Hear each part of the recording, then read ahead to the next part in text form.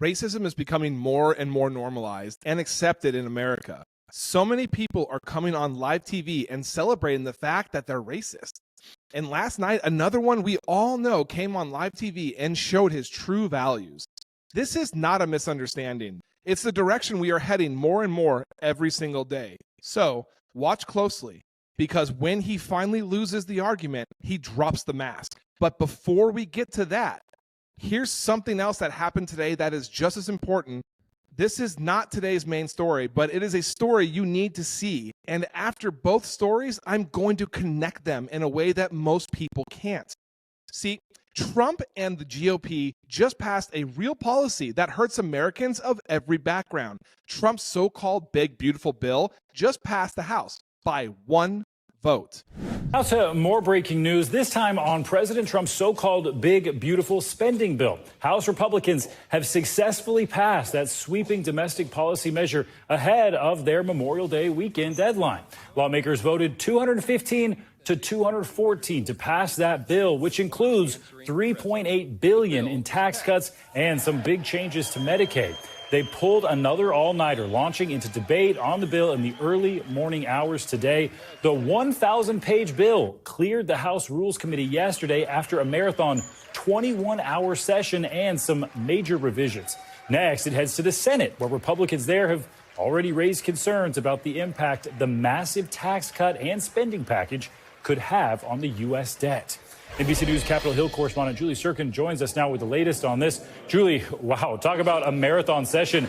Let's first play some of what we heard from party leaders earlier this morning. This is one big, ugly bill. The GOP tax scam represents an assault on the economy, an assault on health care, an assault on nutritional assistance, an assault on tax fairness, and an assault on fiscal responsibility. To put it simply, this bill gets Americans back to winning again, and it's been a long time coming. This one big, beautiful bill is the most consequential legislation that any party has ever passed. $3.8 billion in tax cuts for the rich, Medicare cuts, clean energy gutted. Speaker Mike Johnson called it the most consequential legislation ever passed within a majority this thin. And Trump? He's saying it's proof that America is winning again. But here's the truth. It rips away health care access for seniors. It rolls back clean energy jobs. It leaves veterans and the working families completely exposed. And while that was happening, a GOP member was on live TV showing his true values, arguing that there's a genocide in Southern Africa and white farmers are being targeted daily. So now, watch what happens when someone confronts that lie heads on. You're saying it's not true that some white farmers have been murdered? No, it's not true that there is a genocide against white farmers. Okay, whatever you call it, have white farmers been murdered? Actually, how many have violence been committed against white farmers? How many white farmers? Hold on a second. How many white farmers have been murdered in I don't know, South several. Africa? I mean, they asked. No, how many? How many? I don't know, several. I know why you don't know, because those numbers don't exist broken down by race. I mean, how many I know black, this. I wouldn't trust the South black African government farmers, to tell me. I know that. How many black farmers have been murdered in South Africa? Look, you guys are so triggered over 59 people. No, I'm not. After we left 20 million people in the country. I don't know why you're so triggered. Haven't even brought up the people, the white people that Trump picked out because they were white and told them they could come to the country. How much racial killing are you going to condone? There are 19,000 murders in South Africa. 36 were on farms. 7 of the farmers were victims. Okay, this is according to the South African police. And you think the South African government is a credible source? The other 29, hold on a second, the 29 victims who were included in the farm killings were farm employees who tend to be black. So the vast majority of people killed on farms in South Africa are black. Where is the concern about them?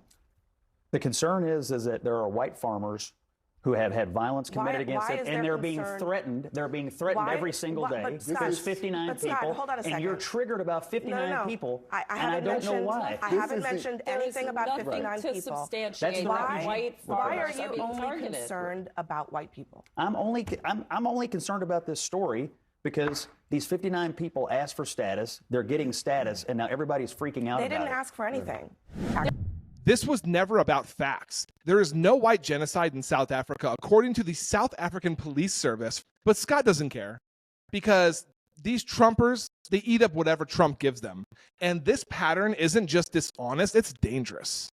If Trump and his allies can convince enough people that white people are under attack, they'll keep passing laws that only apply protection to the powerful, budgets that punish the poor, and policies that leave communities divided and unprotected. This is racial panic. This racial panic is fuel, and the policies are the fire. If we don't call this out now, here's what's coming. More laws written behind closed doors while the media chases culture war distractions. Oh, and more attacks on immigrants, veterans, and seniors under the guise of reform, and a growing movement that says some lives matter more than others. This is the blueprint. Stir up as much racial panic as possible, distract the public, and quietly rewrite the rules to serve the rich. If we don't break that cycle, working Americans of every background will pay the price. And as always, it was an absolute pleasure to share the news with you today. You guys can follow me on my Instagram. I'm there 24/7. Come say hi, and I will see you on the next video.